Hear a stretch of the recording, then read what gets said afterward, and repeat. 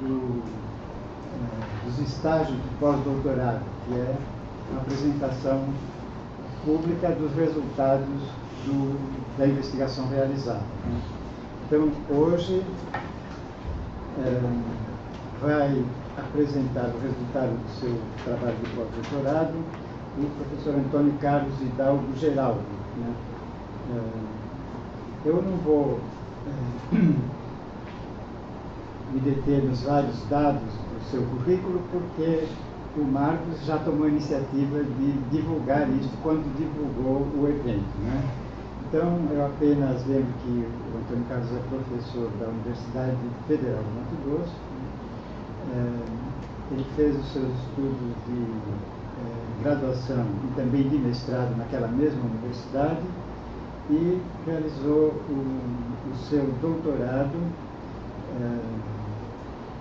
na Unesp, no campus de Bauru. O mestrado foi em educação e o doutorado em educação para a ciência. E ele concluiu em 2006. Esse doutorado foi orientado pelo professor José Misael Ferreira de Vale, que foi diretor da faculdade, justamente na gestão dele, que foi instituído o curso de pedagogia da Unesp, campus de Bauru, com a proposta de um currículo centrado na pedagogia histórico-crítica.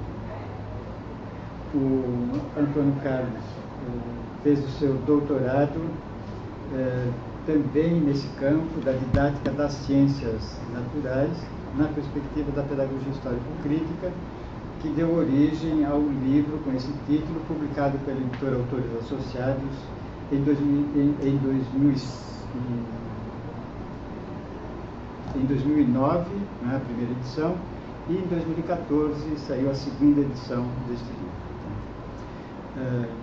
E o Antônio Carlos apresentou um projeto de pós-doutorado aqui na Unicamp sobre o tema História da Ciência, uma síntese didática, tendo como foco o estudo dos primórdios da formação humana até a Revolução Científica na Era Moderna.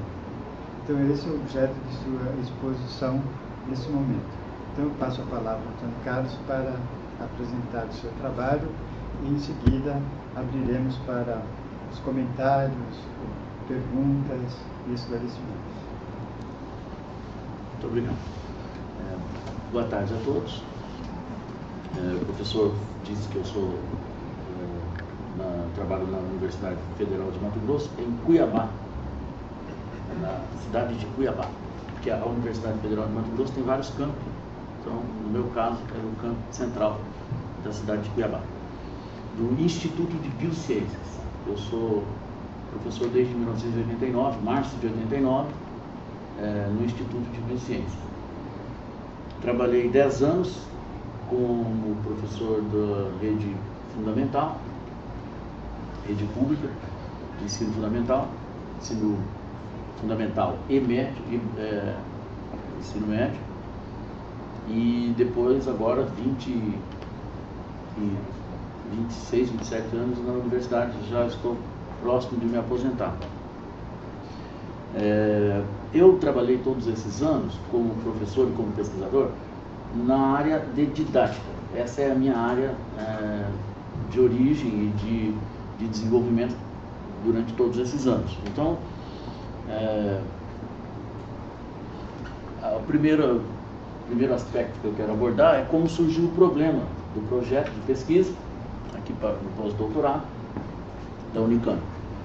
Então, o contexto onde surgiu o problema, eu ministrando a disciplina História da Ciência no curso da área de Ciências da Natureza, o curso de Biologia, e me solicitaram que eu ministrasse essa disciplina História da Ciência. Essa disciplina, ela apresentava alguns problemas ao longo dos anos em que a gente vinha trabalhando com ela no curso. Os professores, muitas vezes ele é doutor em Platão, passava o semestre inteiro tentando explicar Platão para os meninos. O outro era doutor em Deleuze, aí passava o semestre inteiro, porque são filósofos, era direcionado para o departamento de filosofia. Aí passava o semestre inteiro falando de Deleuze e os nossos alunos perdidos. E eu fui coordenador do curso 2 vezes e vivenciei esse problema. Os alunos vinham chorar para mim como coordenador: professor, é linda a filosofia que ele está falando, mas de filosofia da biologia nós não estamos vendo nada. Então, no final, o colegiado falou: professor, eles sabiam que eu tinha formação em História da Ciência, o professor assume isso aí para ver o que a gente resolve. E, enfim, eu assumi a disciplina. Quando eu fui começar a trabalhar a disciplina, História da Ciência, primeira coisa que eu constatei: o material, está escrito lá, o material de referência era muito extenso para uma disciplina de 30 horas. Ou seja, se você pega uma coleção do Ronan, por exemplo, tem 4 volumes, em torno de 800 a 1000 páginas no total. Você pega a coleção do John Bernal, que é mais na linha, enquanto a do Collins é mais na linha da história dos análises, do John Bernal é mais na linha do materialismo histórico. Mas são 7 volumes a coleção. Então, História da Biologia, por exemplo, que é mais focado em biologia, que é do Mair, são quase 1.200 páginas, só um de uma das linhas que a gente tinha que trabalhar, do conhecimento que a gente tinha que trabalhar. Então era um material muito extenso. Aí eu entendi, por isso que o pessoal pega a disciplina e vai dar aula de Deleuze, porque realmente era uma situação, não havia material didático. A realidade era essa aí, está escrito lá: não havia disponível um material didático conciso e que contemplasse os conteúdos da disciplina com os pontos e a forma de como eu precisava abordar esses conteúdos. Não era só eu, qualquer professor de História da Ciência, e aqui também, se pegar a História da Ciência e se não for muito especialista na área, vai sofrer, porque a quantidade de material, o material que existe é muito extenso. Essa que foi a minha constatação. Então surgiu o problema lá. Então surgiu o problema desse que nós estamos discutindo aqui agora: desenvolver um texto didático de História da Ciência que resultasse numa síntese concisa deste conteúdo, acessível aos estudantes iniciantes das licenciaturas e bacharelados nas áreas de ciências naturais e aos professores de educação básica. Porque se for acessível aos alunos do início, do primeiro ano de cursos da área de ciências da natureza, vai ser acessível aos professores de ensino fundamental, que também tem o mesmo problema, querem dar uma abordagem histórica, mas o material é muito extenso para poder fazer uma síntese, um entendimento. Então é aí que surgiu o problema: desenvolver um texto didático. Essa metodologia e essa área que é desenvolvimento de texto, pesquisa de desenvolvimento teórico, essa área, eu venho trabalhando com essa área desde o começo da minha carreira. 35 anos de trabalho, orientando trabalhos. Então não era uma área que eu conhecia, um procedimento, todo o processo eu conhecia bem. Orientei vários trabalhos nessa linha de produção. Por exemplo, eu orientei um trabalho que ficou muito interessante, que era a utilização do Rio Cuiabá como conteúdo para o ensino de ciências da natureza na 5ª e 6ª série do ensino fundamental. Na época era 5ª e 6ª, agora é 6º ano e 7º ano. Na época a gente falava 5ª e 6ª série do ensino fundamental. Então, ou seja, eu já tinha experiência nesse processo de elaboração de material didático, de desenvolver material didático a partir de pesquisa, como objeto de pesquisa. E já tinha orientado vários trabalhos, e aí, porque a princípio, como eu não sou especialista em História da Ciência, até para mim pareceu bastante, tipo assim, você não vai conseguir fazer. Os colegas olhavam para minha cara: você vai escrever um livro de História da Ciência? Ninguém escreveu e você vai escrever? Você é o famoso quem, afinal, como dizia o Haroldo? Você, afinal, é o famoso quem? Então eu falei, bom, eu vou arriscar, eu vou tentar. O professor Demerval Saviani arriscou junto comigo, aceitou o meu projeto, ao que eu agradeço muito, porque até para mim era um tiro no escuro, não sabia se eu ia dar conta de escrever. E porque uma coisa era fazer, por exemplo, trabalhos, produzir textos didáticos, que tem toda uma metodologia específica, com uma conotação científica. Uma coisa é produzir texto didático, por exemplo, o Rio Cuiabá como conteúdo para o ensino fundamental, porque o resultado, né, e diz respeito à minha formação específica, que era ensino de ciências. Eu professor de ciências da natureza e de biologia há muitos anos. Sua formação inicial é? Ciências, eu sou formado em ciências da natureza, que envolve química, física, biologia e matemática. E depois fiz biologia mesmo, e fiz história também, por 3 anos, não terminei o curso de história, fui fazer matemática, tranquei o curso de história e fui fazer matemática. Formei em matemática e fiz também direito, história, ciências da natureza, matemática e direito. Foi mais ou menos essa formação básica, e o mestrado e depois doutorado na área de educação. Mas sempre tendo como objeto de pesquisa a didática. Esse é o meu, tanto didática geral como didática específica. Inclusive a publicação que eu tenho, que o professor ressaltou, da minha tese de doutorado, é Didática de Ciências Naturais na Perspectiva Histórico-Crítica. Então, os fundamentos teóricos, o conhecimento científico é produzido histórico-socialmente no seio das relações sociais de produção da existência humana, configurando-se como uma força produtiva, um meio fundamental do processo de produção. O ensino de ciências naturais deverá conter os seus princípios básicos, os fundamentos históricos do conhecimento científico. É uma derivação lógica. Se o conhecimento científico é produzido historicamente, o ensino dele, do conhecimento científico, precisa derivar dessa condição, que está lá. Por isso, o ensino de ciências tem que ter os seus princípios básicos, tem os fundamentos históricos do conhecimento científico. Estudar, socializar a ciência como processo e como produto, a partir da e para a praxis social humana.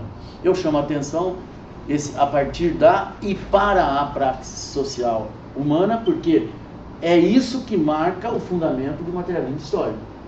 É o fato de que o materialismo histórico assume que o conhecimento é um processo de construção não só de conhecimento, mas para a prática social, não só a partir da prática social, mas para a prática social. O que as outras correntes chamam isso de um ideologizante, de uma postura ideológica.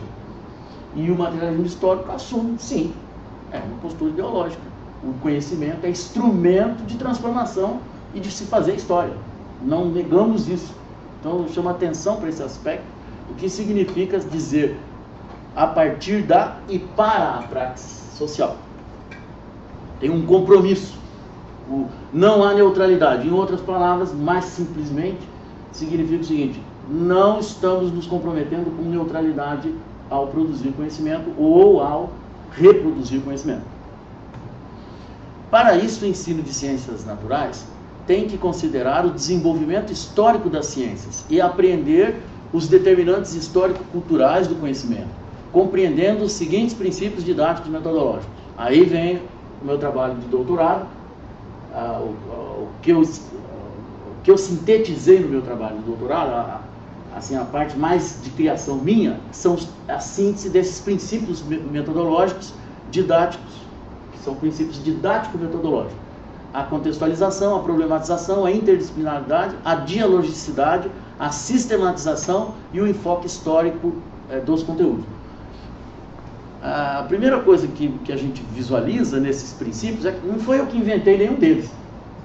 Toda a obra do professor Saviani fala da contextualização, não fala com essas palavras, mas diz da contextualização, da problematização, da interdisciplinaridade, da dialogicidade fala mais o Paulo Freire, mas é do âmbito da produção pedagógica, e o enfoque histórico é outro elemento também. Então não é que eu tenha inventado os princípios metodológicos, mas sintetizado um conjunto de princípios metodológicos com o objetivo específico de produzir uma teoria da didática. Aí sim que era essa ponte de ligação que foi o que era a inovação que eu trouxe na minha tese de pós-doutorado e que está no livro, publicado no livro. Ali eu esmiuço e detalho cada um desses princípios. E não são só esses, tem outros princípios, o princípio da totalidade, que não está aí. Deixa eu ver se eu lembro mais algum, e outros princípios. Aí quem quiser conhecer a teoria específica de cada um desses princípios, tem que ler o livro, senão não dá tempo. Então esses princípios fundamentaram a transposição didática. Essa é a essência metodológica daquilo que eu fiz. Meu objeto, meu corte epistemológico, meu objeto de trabalho é exatamente isso aí, transposição didática. Que significa o seguinte, de um conteúdo científico, a história da ciência, nesse caso, de um conteúdo científico para um conteúdo didático, contemplando a concisão, a fidedignidade, a compreensibilidade, a relevância, e a coesão e a coerência. Então é contemplar esses princípios gerais, em cima os princípios didáticos e embaixo os princípios da transposição didática, né? Então esse era o objeto principal, e os princípios que eu elenco ali são os fundamentos teóricos e os de cima, os teóricos metodológicos. Para a elaboração do texto, inicialmente desenvolvi a leitura analítica e comparativa de duas obras importantes da história do conhecimento científico: A Ciência na História, do John Bernal, que são 7 volumes, e o desenvolvimento do pensamento biológico do Ernest Mayr, que é um biólogo muito famoso, que trabalhou principalmente na sub-área da evolução. Gente, não precisa nem copiar, eu mando esses slides para o Marcos, e o Marcos manda para vocês. Bem tranquilo, não precisa de cópia. Agora mesmo, se tiver internet, a gente, quando terminar, a gente já encaminha. Não tem, ou eu gravo aqui no seu computador e você manda depois. Então, foram também utilizados como referência principal as seguintes obras: Andery, que é Para Compreender a Ciência, que é um livro mais acessível, de mais conhecimento, já não é tão volumoso, mas não atingia os objetivos de todos os pontos que eu precisava abordar na disciplina. Tinha uma abordagem em alguns pontos bastante distante do que eu queria, que eu estava mais próximo da abordagem do John Bernal, só que o volume era muito grande. O Álvaro Vieira Pinto, Ciência e Existência, é um livro que quem quer trabalhar com materialismo histórico tem que ler esse livro, senão não vai trabalhar com materialismo, vai estar sempre precisando de alguma coisa. E esse livro é muito completo. Quem gosta de filosofia da ciência e se tomar como fundamento o materialismo histórico, precisa estudar o Ciência e Existência do Álvaro Vieira Pinto. E o Ronan, que é o Ronan Collins, é um inglês, História Ilustrada da Ciência, 4 volumes.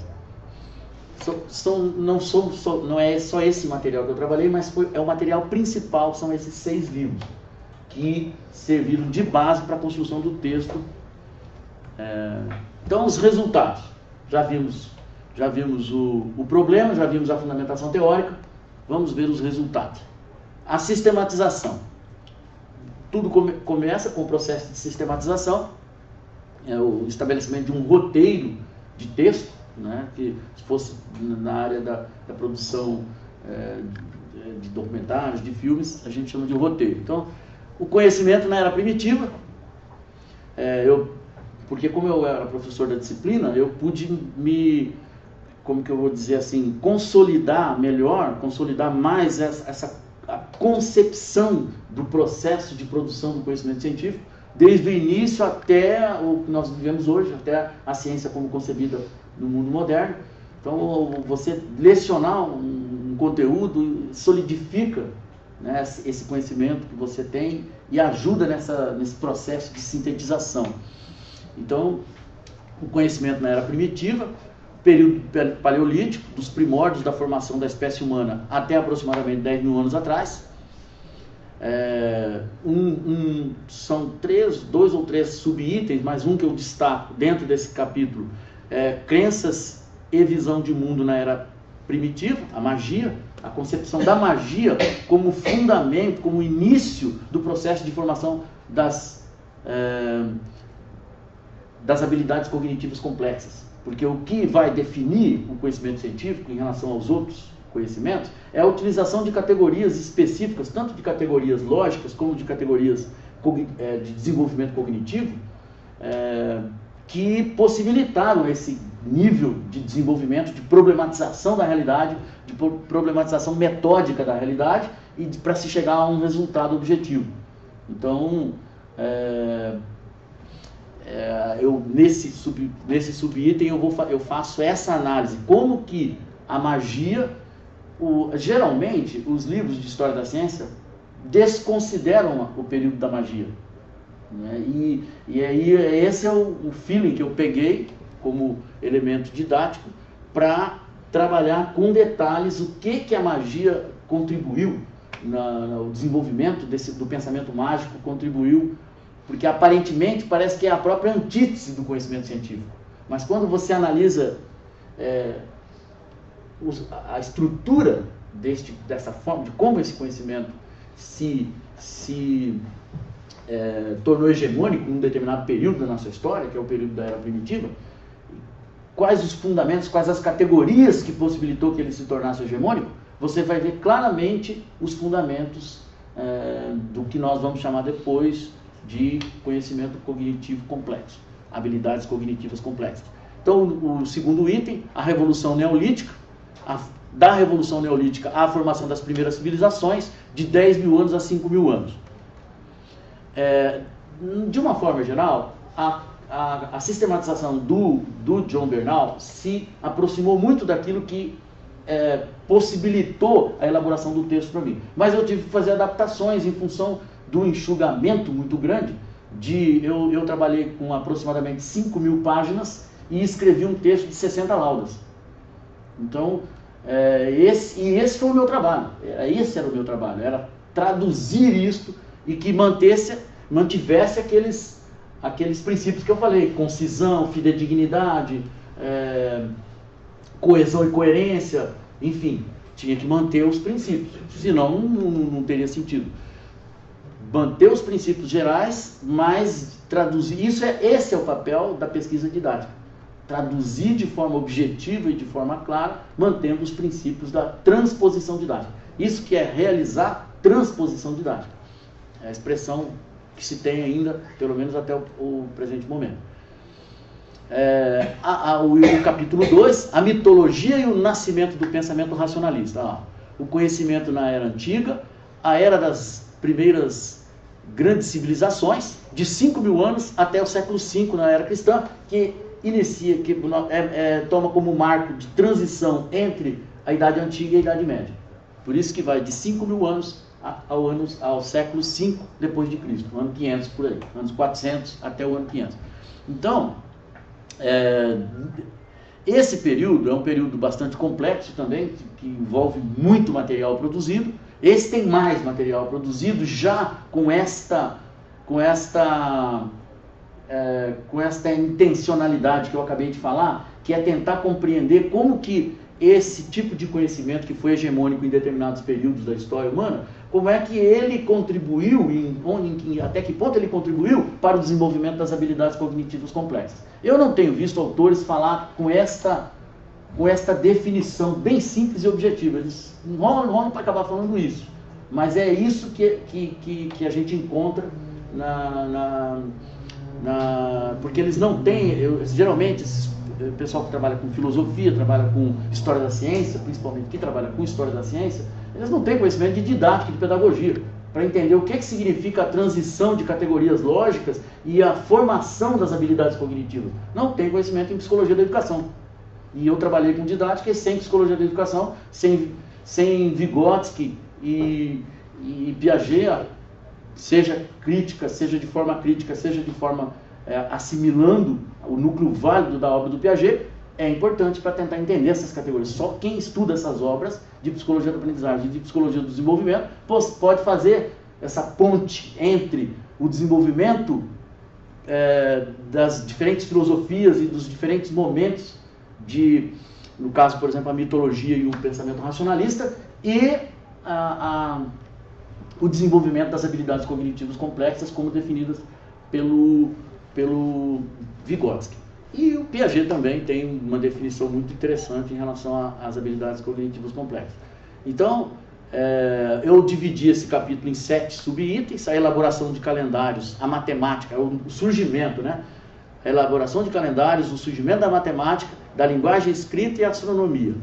A razão, é o período racionalista, então vai do pensamento mitológico.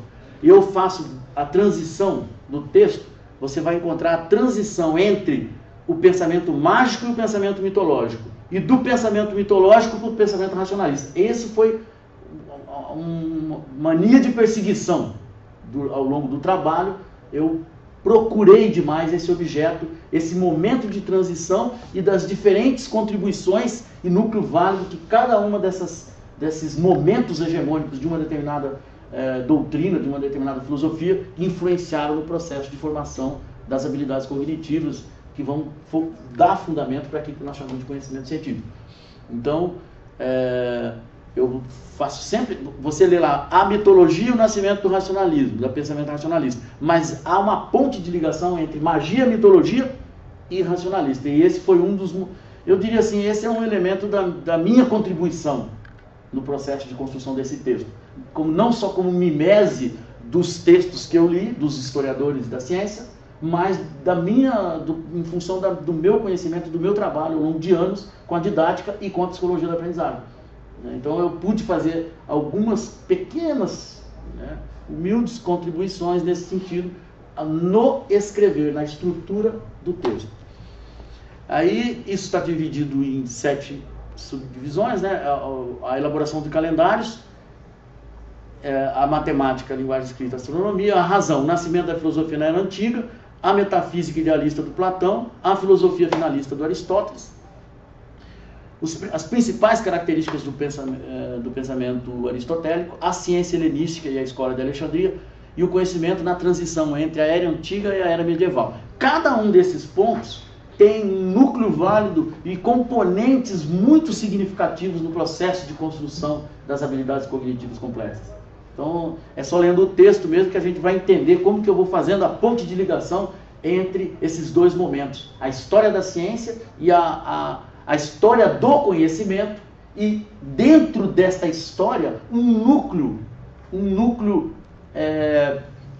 fio teórico, como dizia minha grande professora de história, que falava, temos que encontrar o fio teórico. Então, a linha teórica. Então, que fio faz a ligação desde a magia, mitologia, racionalismo aristotélico, filosofia racionalista aristotélica, o helenismo, o movimento helenístico, e depois a transição para a era medieval. Sempre trabalhando com essas duas, como que foi que eu falei, a expressão que eu usei? Com essas duas linhas, o processo histórico em si, né, do desenvolvimento do conhecimento, e ao mesmo tempo como cada fase dessa contribuiu no desenvolvimento das habilidades cognitivas complexas. Aí, aspectos gerais da sociedade do pensamento na Europa Ocidental medieval. Eu vou trabalhar como que a Idade Média participou desse processo todo. Então, o contexto socioeconômico da Europa medieval, o cristianismo, o conhecimento na era medieval, características gerais da filosofia cristã, o credo, os dogmas católicos, a palavra revelada de Deus, por Deus, a teologia natural na Idade Média. Não.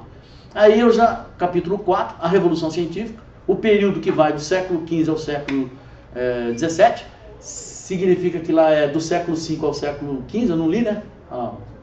Da Europa Ocidental Medieval, do século V, tinha sido de 5.000 anos ao século V, né? Aí a Idade Média eu delimitei do século V ao século XV, e do século XV ao século XVII, o período da Revolução Científica. Então, o contexto econômico, social e político da Europa nos séculos XV, XVI, XVII, o humanismo, a Renascença e o mecanicismo. Esse é o momento crucial de definição, de delimitação, de legitimação de tudo que nós conhecemos hoje como ciência. Tudo que nós chamamos hoje de conhecimento científico se delimita, se estabelece, se fundamenta nesse período, que é chamado de período da Revolução Científica. As habilidades cognitivas complexas que eu estou dizendo como direcionadas para o desenvolvimento do conhecimento nesse sentido, já estão em pleno vapor neste período. E o que vai acontecer após esse período, que seria um próximo trabalho, é exatamente a diferenciação. Até esse período, que é o período da Revolução Científica que está ali, as ciências ainda estão muito derivadas e interdependentes com a filosofia. E é nesse momento que vai ocorrer o rompimento com a filosofia, a ruptura com a filosofia estrito sensu, agora compreendido estrito sensu, e o estabelecimento de áreas específicas que vão, a cada século, vão surgindo novas áreas, que começa com a física, depois a química, primeiro de tudo a astronomia. Não começa com a física. A astronomia vem desde o período da magia, já se configurando com categorias de habilidade cognitiva complexa, já como categorias de ciência, como nós entendemos hoje, começa desde o período da magia, fazendo a matematização do entendimento, da descrição dos astros, e do movimento dos astros, do posicionamento e da previsão do posicionamento. Vem desde a era primitiva. E esses estudos um dos elementos fundamentais como fio condutor desse processo todo, o desenvolvimento da astronomia, culmina com a física, né, do Galileu, depois Kepler, Galileu e finalmente uma síntese poderosa demais em tudo isso, nesse sentido que nós estamos falando, de delimitação, com o Newton. Mas você veja que o nome do livro que o Newton escreveu é Princípios Matemáticos da Filosofia da Natureza. Ele ainda chama de ele não chama de física, porque o nome física já existia e o objeto física já existia desde Aristóteles. Aristóteles já tinha produzido material em que ele chama de física, quando ele faz a análise daqueles elementos que nós estamos falando, como por exemplo do movimento dos corpos, o movimento dos corpos celestes, as forças que estão envolvidas. Ele chamou isso de física. Ele escreveu um livro chamado Física, um texto. Então, e o Newton não chamou de física, ele chamou Princípios Matemáticos da Filosofia da Natureza. Veja a origem, não é, da ciência, e que nós chamamos hoje de física. Depois vem a química, depois, como eu já falei, primeiro a astronomia, depois a física, a matemática, astronomia e matemática, depois a física, química, geologia, biologia, e aí todas as ciências naturais e as ciências humanas, que vão se configurar principalmente a partir do século XIX. Então, ciências humanas e sociais. Essa é a sistematização, o roteiro de trabalho. Aí, resultados número 2, a problematização. Porque eu não sei se vocês se lembram dos princípios que eu falei lá atrás: sistematização, problematização, contextualização, interdisciplinaridade, dialogicidade e enfoque histórico. Então, a problematização, como surgiram e se desenvolveram as habilidades cognitivas complexas na espécie humana. É aquilo que eu venho falando aqui na exposição desde o começo. Qual a importância das artes e do desenvolvimento das linguagens na formação das habilidades cognitivas humanas? De que forma o pensamento mágico primitivo contribuiu para o desenvolvimento da racionalidade humana? Como o surgimento da agricultura e das cidades-estados influenciaram o desenvolvimento da racionalidade? Então veja, tudo aquilo que eu falei até agora, eu estou sistematizando exemplos, porque eu disse que um dos princípios didáticos é o princípio da problematização, que potencializa o princípio da compreensibilidade, como um princípio didático fundamental.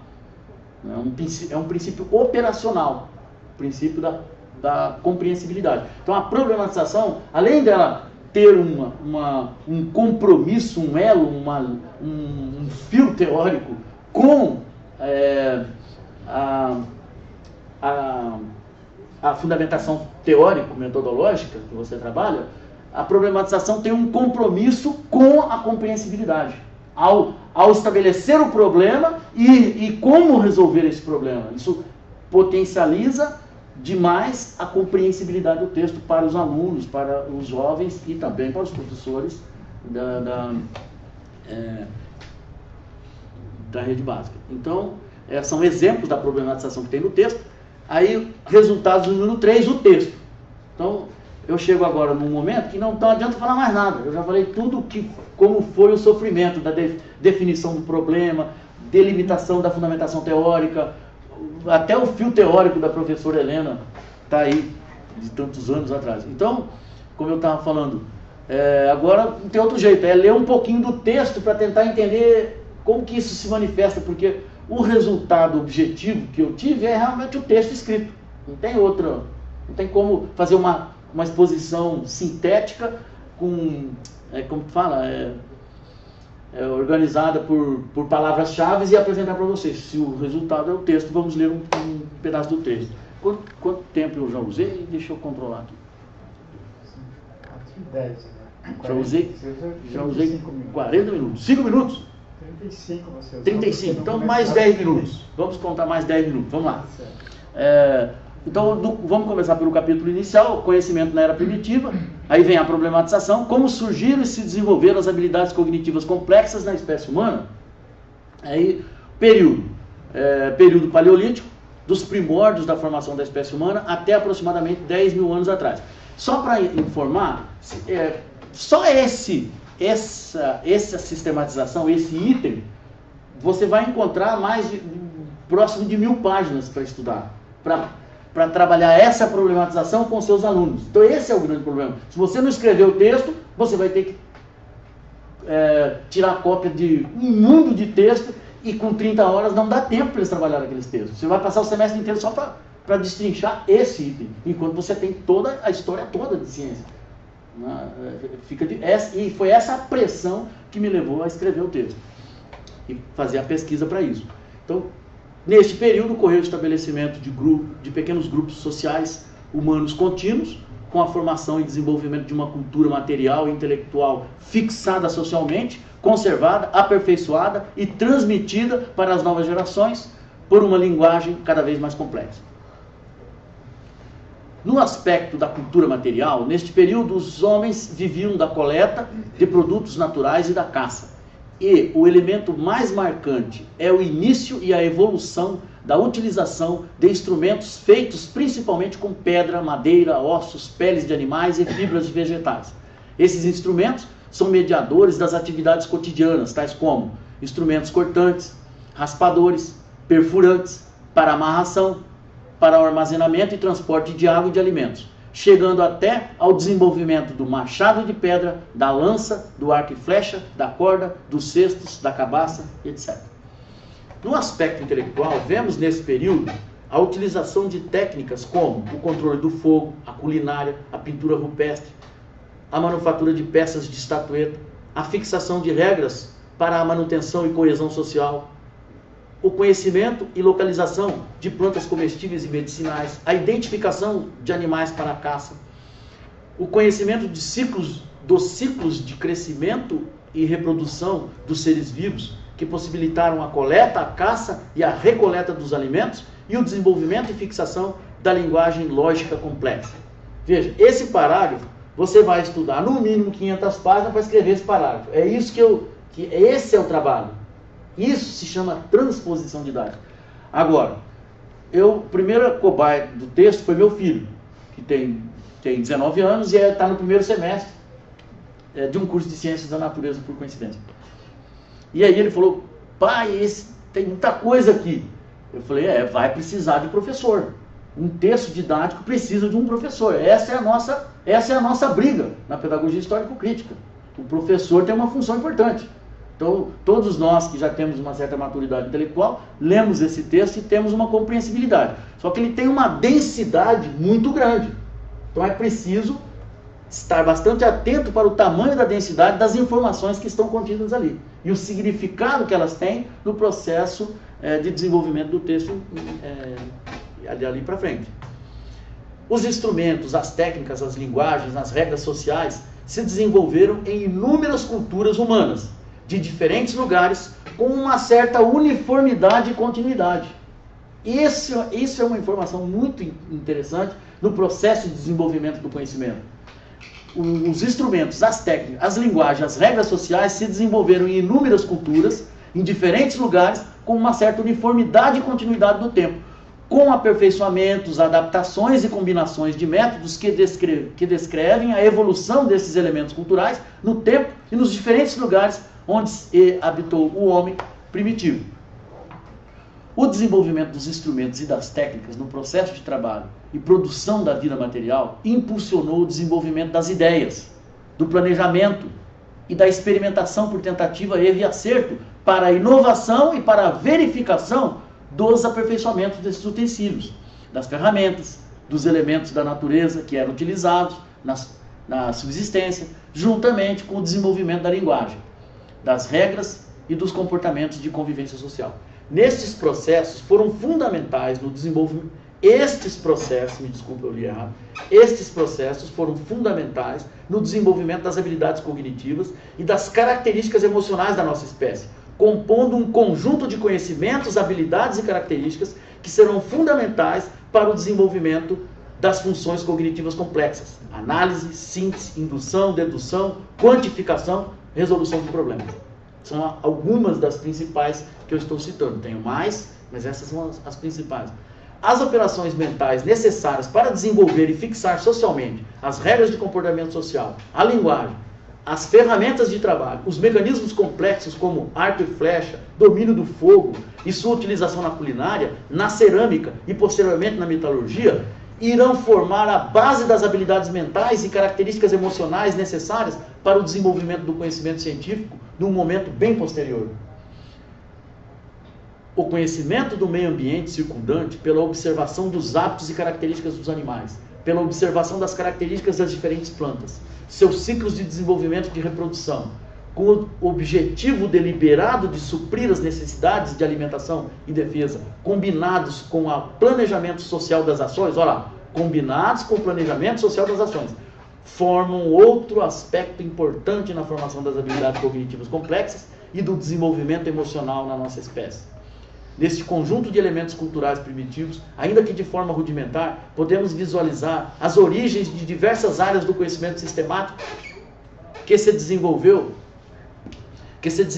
posteriormente ao longo da evolução da nossa cultura, tais como o direito, as regras sociais, que são desde a formação dos primeiros grupos contínuos, e isso tem mais de 50 mil anos, 100 mil anos, no mínimo, né? Então, o direito, as regras sociais, a mecânica, as técnicas, as ferramentas, os mecanismos, seus mecanismos, a química, o fogo e sua utilização na transformação de materiais, como a culinária e a cerâmica, por exemplo. Quem acha que a química está muito longe da culinária, precisa conviver num laboratório de química e ir em casa cozinhando. E você vai entender o que está escrito ali. Assim como eu aprendi a cozinhar, porque nós não tínhamos empregado em casa, então era tudo dividido. Eu era professor de estado. Então, eu cozinhava e lavava a roupa. E a minha esposa limpava o chão e... limpava o chão, não, passar ferro a gente pagava. A única coisa que nenhum dos dois conseguia fazer.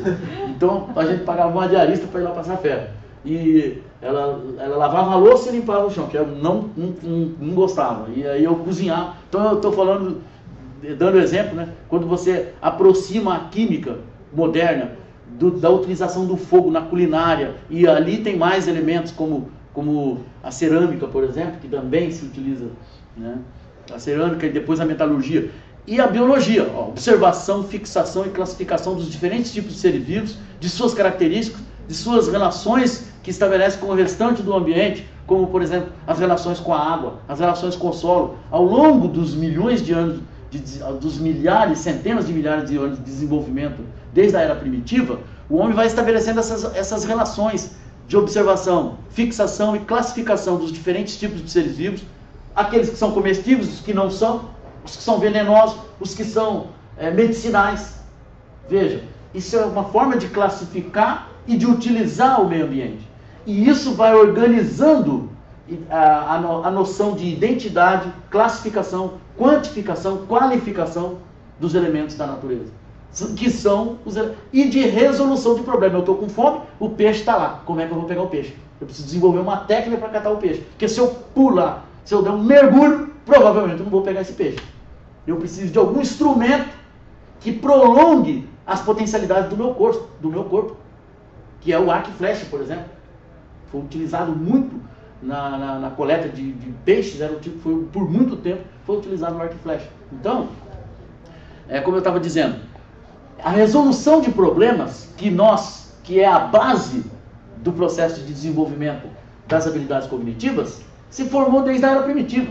É isso que eu estou ressaltando aí nesse parágrafo. Tais como, olha as relações que já desde a era primitiva se estabeleciam entre os seres vivos e outros elementos da natureza. Relações com a água, relações com o solo, com a luz do sol, com as estações do ano, com as diferentes temperaturas, luminosidade, vento e pluviosidade de cada período do ano. O homem, desde o homem primitivo, porque para poder desenvolver a agricultura, que vem de em torno de 12 mil anos atrás a 8 mil anos, nesse período é que se consolidou do domínio da técnica da agricultura, é preciso conhecer todas essas relações que eu estou falando, desde a primeira lá, observação, fixação, classificação dos diferentes tipos de seres vivos, das características, das relações que eles estabelecem com o restante do meio ambiente, como, por exemplo, com a água, com o solo, com a luz e com as diferentes predomínios de um determinado clima, que são as estações climáticas, seja seca, seja frio, seja chuva. É preciso conhecer como os seres vivos reagem diante desses fenômenos e como eles se relacionam com esse fenômeno para poder desenvolver a agricultura como uma técnica. Bom, esse é o primeiro, onde eu respondo a pergunta. Como que no período da era primitiva, como que o período da era primitiva influenciou na formação das habilidades cognitivas? Essa era a pergunta, e a resposta é esse texto, que, como eu disse, tem 2 páginas e meia no trabalho, mas que eu li 500 páginas para poder escrever isso. Isso que se chama transposição didática, mas transposição didática não a qualquer custo. Aí não é científico. Se for processo por tentativa e erro, não é científico. É exatamente com um método, e com princípios metodológicos e com princípios teóricos. É aí que vem todos aqueles princípios dos quais eu falei desde o começo aqui. Aí vem a bibliografia, que é bem mais extensa que aqueles 6 livros que eu falo no começo. Tá ali, inclui, por exemplo, o Barnes com os estudos de sociologia da ciência, o Bastos e Keller com a Aprendendo Lógica, o Brunovski com a Escalada do Homem, a Kandô com a Nova Didática, a Marilene Chauí com o Convite à Filosofia, Ensino de Ciências, Fundamentos e Métodos, o meu livro, está lá, Didática de Ciências Naturais na Perspectiva Histórico-Crítica, que foi publicado na editora Autores Associados, foi fundamental também no trabalho, porque é ali que estavam os princípios metodológicos com os quais eu trabalhei, no sentido da construção do texto. Klingberg, Introdução à Didática Geral, é um pesquisador alemão da época da Alemanha Oriental, que tem um trabalho de didática muito, muito significativo. O Kopinin, que também, quem quer trabalhar com materialismo histórico, precisa ler, reler e treler, Dialética como Lógica e Teoria do Conhecimento. O Henrique Lefebvre é outro manual do materialismo histórico, principalmente do materialismo histórico pós-stalinismo e pós o pensamento do Lenin, pós-leninismo. Para quem quer compreender o movimento do materialismo histórico, do leninismo, do marxismo, leninismo, stalinismo e como nós podemos pensar e devemos pensar o materialismo histórico hoje, tem que ler o Henrique Lefebvre com a lógica formal, a lógica dialética, porque ele foi o iniciador, ele foi o fundador de uma nova visão sobre a lógica dialética. A superação do determinismo lógico que vinha desde o leninismo, que infelizmente desembocou no stalinismo e quase que acaba com a gente. O stalinismo simplesmente foi um tiro na cabeça do próprio materialismo histórico. Um tiro histórico na cabeça do materialismo histórico. E o Henrique Lefebvre foi um revolucionário nesse sentido, porque em pleno período de transição, ele desenvolveu uma obra tão significativa que dá fundamento teórico e metodológico de reflexão e de categorias dialéticas para pensar a história, para pensar a sociedade, para pensar o mundo de uma forma dialética, mas não determinista, como a lógica estava estabelecida, como eu disse, do leninismo para o stalinismo. Depois o Pierre Lussier, a gênese do método científico, é muito significativo. O Ernesto Maria, que eu já falei. O Max, que é Princípios Elementares de Lógica. Veja que tem vários livros de lógica, então para quem quer produzir em materialismo histórico, ciência da lógica. O Álvaro Vieira Pinto, Ciência e Existência, é outro manual, e a História Ilustrada da Ciência e a Pedagogia Histórico-Crítica do professor Saviani, que é da onde vem todo o início, né, porque a didática não faz nada se não tiver uma derivação pedagógica. A didática é uma sub-área dentro da pedagogia, não tem como fugir disso. Então, e a pedagogia histórico-crítica que vai contemplar esses princípios de uma forma totalizadora. É isso.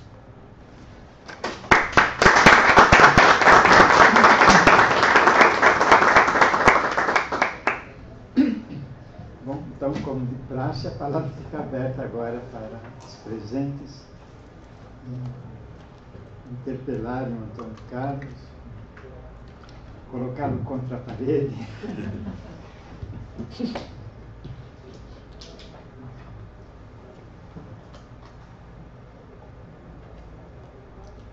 Eu queria que você falasse um pouco o que você entende, que para mim não ficou muito claro, por habilidades cognitivas complexas.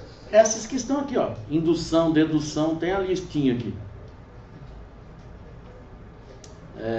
Indução, dedução, quantificação. Essa concepção de quantificação, ela não é eu que entendo. Está na obra de dois grandes autores, que é o Vygotsky e o professor Piaget. Está na obra dessas figurinhas aí. Análise, síntese, indução, dedução, quantificação e resolução de problemas. Essa capacidade de análise e de síntese, de indução e de dedução, de quantificação. Ali está faltando, por exemplo, algumas outras habilidades que são fundamentais, como, por exemplo, qualificação também é fundamental. Sem qualificar, você não quantifica. O certo era estar qualificação, tracinho quantificação, porque são dois elementos que se aproximam. Teve um momento na nossa história da metodologia aqui no Brasil que se apaixonaram pela qualificação e demoniaram a quantificação, e aí tudo que fosse quantificação era o demônio. Isso veio de uma origem, principalmente de algumas linhas da psicologia, da etnologia, e acabou contaminando a pedagogia e simplesmente atrapalhou bastante o desenvolvimento da pedagogia. E ainda está atrapalhando, me perdoe aí o juízo de valor, mas ainda está atrapalhando esses dois polos com uma concepção de exclusão. Esses dois polos não são excludentes. Esses dois polos se incluem numa síntese. Então, a qualificação e quantificação do objeto de estudos que a gente trabalha são dois momentos fundamentais do processo de construção do conhecimento científico.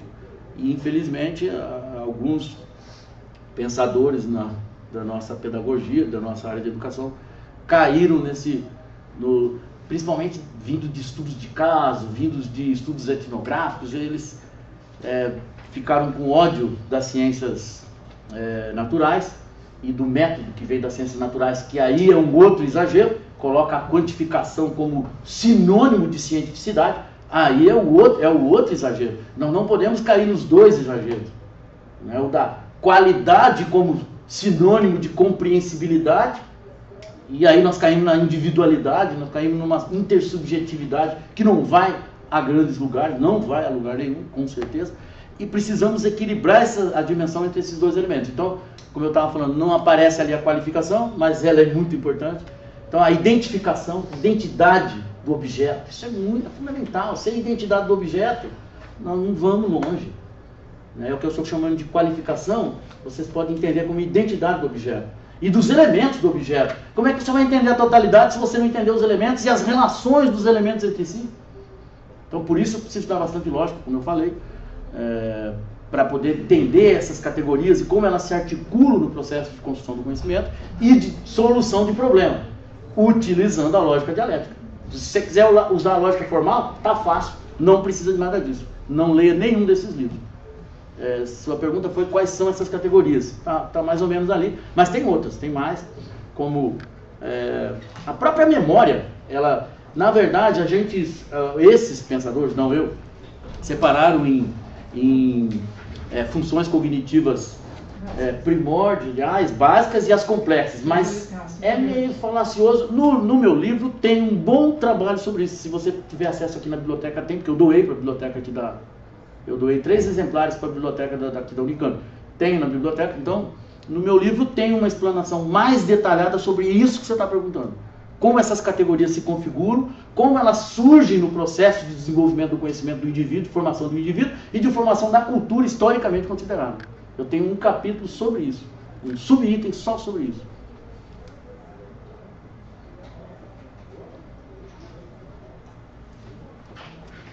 Eu queria perguntar. Eu sou professora aqui da Faculdade de Educação, né? Vim super entusiasmada com a proposta. Perdeu tempo, professor? Não, muito pelo contrário. Então tá bom. Fiquei mortinha de pena de não ter o texto todo para... Mas o Marcos tem o texto, aí ele pode divulgar. Né? Eu queria saber, pensando um pouco na proposta que você fez, né, de uma discussão da história da ciência, onde é que você foi buscar a base para discutir o que é ciência? No materialismo histórico. Dialética do conhecimento, Caio Prado Júnior, você vai encontrar. No Copinin, esse aqui é maravilhoso, porque foi o único autor que eu encontrei uma categoria que eu vinha trabalhando já há anos, que é a categoria que para mim é uma das características ou categorias do conhecimento científico, que é a concreticidade. E eu tinha plena segurança desse princípio, mas nunca tinha lido em autor nenhum. O único autor que eu encontrei essa categoria foi no Copinin, dialética como lógica e teoria do conhecimento. Ele não fala com as mesmas palavras que eu uso, que é a concreticidade como categoria lógica fundamental do conhecimento científico, mas ele fala dela como uma das características do conhecimento científico. Sem ela não chega a nada. Só que ele não fala concreticidade. Quem deu esse nome foi eu. Eu peguei esse nome do Dialética do Concreto, que acho que não está ali, Dialética do Concreto do Kozik, que é maravilhoso, é um manual. Quem não leu o Kozik, eu nem pus ali, porque é do ensino médio, tem que ler. Para nós que queremos nos aproximar de uma abordagem do materialismo histórico, sem o Kozik, nem começar. Porque uma discussão que a gente tem muito com os alunos, eu sou do departamento de psicologia, né? O que é ciência, né? Então, mostrar para eles que não existe neutralidade, mas, por outro lado, existe um abuso de dizer, baseado em pesquisa científica, né, as crianças não podem dormir com os pais. Baseado em pesquisa científica, é fundamental que as crianças durmam com os pais. Baseado em pesquisa científica, o ovo faz muito mal. Baseado em pesquisa científica, o ovo é ótimo. Não faz mal. Vamos ler o parágrafo? Desculpa, só um minutinho. Lê o parágrafo, o primeiro parágrafo, onde tem o conceito que a professora está falando aqui. Da onde eu tirei, eu já falei, que é da leitura do materialismo histórico. Dialética do conhecimento do Caio Prado Júnior, são 2 volumes, muito pouco conhecido, tem na biblioteca aqui da Unicamp, e é um material maravilhoso. O Ciência e Existência do Álvaro Vieira Pinto, tem toda essa definição, e o Copinin, né, que eu falei. Mas eu fiz um resumo do resumo e coloquei no livro, tem no livro, na didática, tese de doutorado. E a tese tem também a tese ela está mais complexa, porque depois que eu terminei a tese, eu passei 2 anos reescrevendo a tese para ela virar livro. Então, a tese ela já está de uma forma mais para pós-graduação. E é da Unesp de Bauru. Então é só entrar na pós-graduação Unesp de Bauru, colocar lá Antônio Carlos Hidalgo Geraldo, vai aparecer minha tese. E tem todos esses dados, tanto a bibliografia como o conceito. E aqui eu reproduzi o conceito, quer ver? Rapidinho, Olha como eu começo a introdução. O que entenderemos por conhecimento científico ao longo desse trabalho? O conhecimento científico é uma das formas em que se apresenta o conhecimento humano em sentido geral, e dentre as diferentes formas do conhecimento com características específicas, podemos citar algumas. O conhecimento popular, que é o conhecimento prático utilitário, do cotidiano, do senso comum, o conhecimento mitológico, o conhecimento artístico, o conhecimento religioso, o conhecimento filosófico e o conhecimento científico. Uma perseguição, o cuiabano tem muita mania de usar essa expressão. Uma coisa que eu persegui a vida inteira foi tentar entender os elos de ligação entre esses diferentes elementos e como eles se configuraram historicamente. Então esse trabalho, ele culmina com essa ansiedade minha, ela não aparece no texto como a ansiedade principal, porque a ansiedade principal era a transposição didática. Mas como intelectual, como pensador, essa é uma perseguição, como dizem os cuiabanos, que eu desenvolvi ao longo do trabalho. Então, os diferentes tipos de conhecimento, aí vem a ciência, e a ciência, qual é a sua... O que ele se define? A ciência visa compreender as relações lógicas da natureza e da sociedade, suas regularidades, seus padrões de comportamento e de transformação, objetivando estabelecer conceitos, leis, princípios, teorias que representem e descrevam essas regularidades por meio de uma linguagem própria, a cada área de estudos e pesquisa. De cada área de estudos e pesquisa. Gente, esse texto, só um minutinho. Esse texto eu tenho ele aqui, rápido e fácil. Quer ver? Em vez de ficar lendo sozinho aqui, eu posso projetar ele, que é um parágrafo só, é bem rapidinho. Deixa eu... Ah, não está aqui. Vamos ver se está no pendrive. Isso, deve estar no pendrive. Está aqui, ó. Pronto.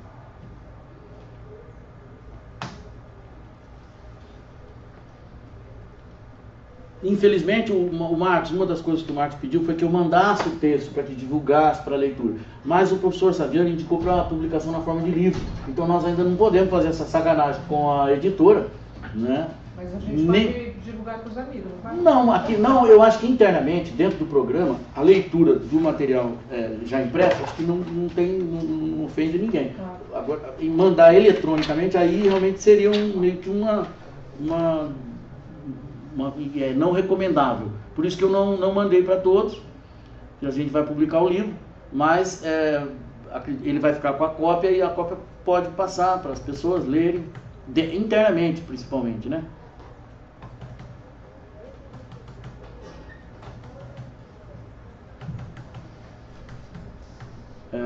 Tá lá.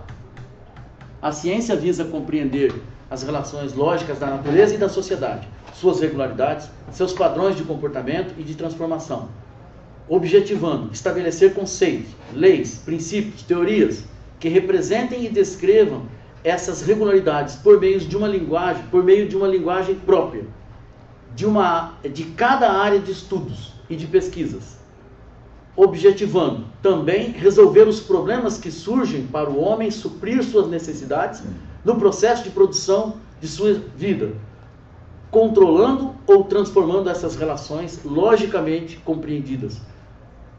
Ao elaborar uma forma de compreender a natureza e a sociedade, a ciência contribui também para a construção de uma visão de mundo coerente e objetiva para a humanidade. Compreender e relacionar os fenômenos, revelar sua lógica de manifestação, controlá-los, conservá-los, transformá-los e adaptá-los às suas necessidades, segundo alguns princípios teóricos e metodológicos. Geraldo, sou eu, Antônio Carlos Dalvo Geraldo, 2014. Aí outro problema, quais as principais características do conhecimento científico? Olha lá, objetividade, metodologia, concreticidade, que é a categoria que eu nunca encontrei nos livros de filosofia da ciência. Eu sou o primeiro autor a publicar isso como uma categoria, e como eu já disse, encontrei no Copinim, mas não com este nome. Está lá como uma categoria importante do conhecimento científico, mas não está com esse nome. Concreticidade. Eu fiquei muito feliz quando eu li no Copinim, porque confirmou uma categoria que eu vinha trabalhando, que eu acreditava nela, mas não via nos filósofos. E eu não sou filósofo da ciência. Eu trabalho com didática, sou especialista em didática. E de repente eu, publicando uma categoria que eu estou chamando de característica fundamental do conhecimento científico, que eu ficava meio inseguro. Aí quando eu li um parágrafo sobre ela lá, assim como o papel, por exemplo, da subjetividade, quando eu vi no Copinim aquilo que eu achava que era o papel do sujeito na produção do conhecimento científico, do indivíduo, do cientista, ele fala sobre isso, o papel da subjetividade. É muito interessante, e que eu já vinha trabalhando com essas categorias há muito tempo. Então, a concreticidade e, finalmente, a sistematização lógica, que aí as outras três todos conhecem, vamos só ler a concreticidade. As outras três, objetividade, metodologia e sistematização lógica, todo mundo já viu em vários livros de filosofia da ciência. Essas aí provavelmente vocês vão ver no Copini. A concreticidade refere-se à relevância do conhecimento construído para o desenvolvimento da humanidade em sentido cognitivo, emocional, comportamental, axiológico, econômico e outros. Refere-se também à intencionalidade, ainda que implícita, do conhecimento. Essa categoria de intencionalidade do conhecimento, intencionalidade histórica, intencionalidade política, intencionalidade econômica, ela não é colocada como uma característica do conhecimento científico. Eles trabalham com isso, mas de forma separada, como se fosse um outro momento da discussão da filosofia da ciência. E eu que fiz essa ponte de ligação, traduzir como uma categoria específica e característica do conhecimento científico. Então, ela refere-se à densidade do conteúdo histórico do conhecimento, sua inserção enquanto parte de uma totalidade complexa que compõe a cultura humana, sua contribuição consciente na construção da visão de mundo do homem e na melhoria da qualidade de vida dos homens. Eu simplesmente coloquei a ciência como não neutra dentro, intrinsecamente, no processo de caracterização do conhecimento científico. Então, vamos ouvir as críticas, né? Dos positivistas, isso aí morre de desespero, né? Ele vai dizer, isso é a anti-objetividade, como se houvesse uma subjetividade intrínseca. E há mesmo, esse que é o problema, é que há, não tem como negar. E isso é um dos elementos das categorias do raciocínio e da fundamentação do materialismo histórico, que nos diferencia dos outros. Há sim a intencionalidade e até a neutralidade, como disse uma vez uma aluna minha, como que ela falou? Pobre de quem pensa que é neutro, né, professor? Depois do discurso que eu fiz, ela falou, pobre de quem pensa que a coisa é neutra, né? A própria neutralidade é uma categoria valorativa e muito objetiva, com objetivos muito claros onde ela quer chegar. A própria neutralidade. Então, aqui, cabe aqui ressaltar que a característica acima refere-se ao conhecimento científico em sua totalidade. Assim, podemos encontrar partes específicas da produção científica que, devido ao seu alto grau de especialização, não identificamos de uma forma imediata a indireta categoria concreticidade. O que aconteceu foi que eu dei esse texto para algumas pessoas lerem, meus colegas. E um entomologista leu e falou, Hidalgo, eles me chamam de Hidalgo. Hidalgo, o seu texto está muito legal, mas vale mais para a história, né? Porque, coitado, aí que eu fui entender, ele é entomologista, ele pensou assim, onde que está a concreticidade do meu trabalho, ou seja, a implicação histórica, objetiva do meu trabalho. Aí eu fiz essa ressalva para contemplar todos que acham que estão fora da concreticidade, os produtores de ciência. Então, de forma direta e imediata, não aparece. Todavia, como esse conhecimento específico são compreendidos como parte de uma fundamental de outros conhecimentos, cuja relação com as práticas sociais são mais diretas, aí, então, fica evidente a sua concreticidade mediadora. Olha lá, como, por exemplo, podemos citar os trabalhos de taxonomia entomológica, veja que eu fui direto no professor, meu colega, e suas relações com as demais ciências, que dela dependem. Porque quando ele faz taxonomia entomológica, a ecologia não avança se não tiver lembra que eu falei identidade, princípio da identidade, identificar o objeto, o elemento com o qual você está trabalhando. É isso que a entomologia faz. Esse é um elemento fundamental do processo de produção de toda a ciência. E ele, coitado, quando ele leu, ele pensou, concreticidade, o que eu faço com as minhas baratas, meus besouros? Ele não conseguia enxergar o que os besouros, o nome que ele dava para os besouros e a tipificação, que é o que eles fazem. Não é só dar nome, é tipificar. Então, mas disso depende a ecologia, a agronomia, medicina e outras. Assim podemos compreender a diferença de concreticidade entre o conhecimento elaborado por um colecionador de selos e por um taxonomista curador de uma coleção entomológica. Aí dei para ele ler e falou, graças a Deus, eu não estou fora do seu mundo, então. Isso. É isso, desculpa. Perfeito, obrigada.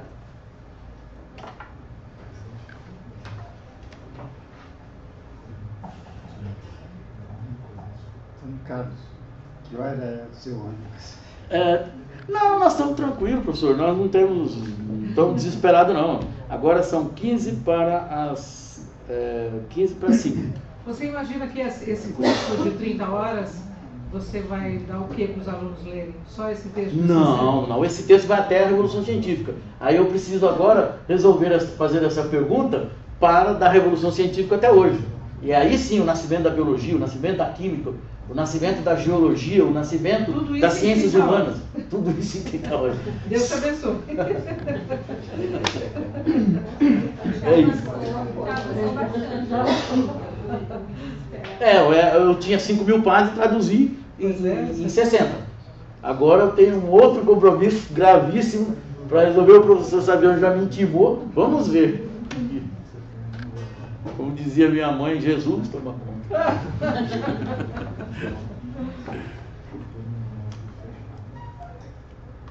Há mais alguém que gostaria de se manifestar? Então, vamos dar por encerrado. Queria então agradecer ao Antônio Carlos aí pela sua disposição de vir até aqui fazer a sua apresentação. Com bastante entusiasmo, né? Sempre assim. Que bom. E convidá-los então para o próximo encontro. Aliás, desta vez nós vamos ter uma nova sessão das comunicações de História da Educação na próxima semana. Normalmente ela acontece na última quinta-feira de cada mês, mas por conta das agendas complicadas, né, deste fim de quase final de ano, haverá na próxima quinta-feira a comunicação de História da Educação com a apresentação do trabalho da Juliana Gobi, né? Então estão todos convidados para essa atividade. Muito obrigado a todos. Eu agradeço também a atenção de vocês, a presença aqui, né, que dignificou bastante a apresentação, e peço desculpa pelas leituras, mas na verdade a leitura não tem como falar de produção de pesquisa didática se não leu o que foi produzido. Então eu peço desculpas pela... Foi muito bom. Muito obrigado, professor. Eu vou gravar aqui a exposição. Você pretende mandar isso para a gente como? Se eu não faço parte do grupo? Você pode me dar Você pode gravar para mim o pendrive? Só que você viu ali pela leitura, né, que o texto que está aqui da apresentação é bem pobre comparado com a síntese, né? Mas vamos chegar lá. Vamos chegar lá. Você confiar em mim? Isso. Não vou. Entendi. Para não ficar gravando o in-off. Eu não passo. Tranquilo.